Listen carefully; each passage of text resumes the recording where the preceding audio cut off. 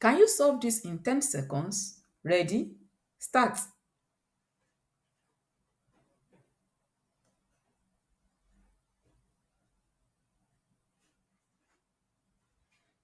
Time up. And the answer is 1/67.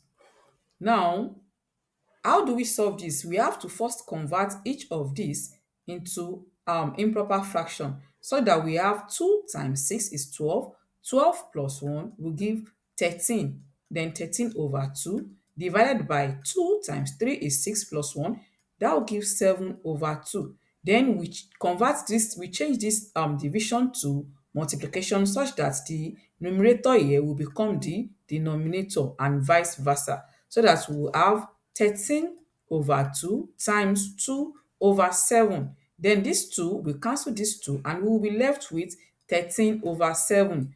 Don't forget, you don't leave your answer as an improper fraction. So how many times will 7 go in 13? It will go one time, and then we have remainder 6 over 7. So did you get the answer? Let me know in the comments, and if you have any question you want me to help you with, click on the link in the description and leave your question there and I will bring the solution for you.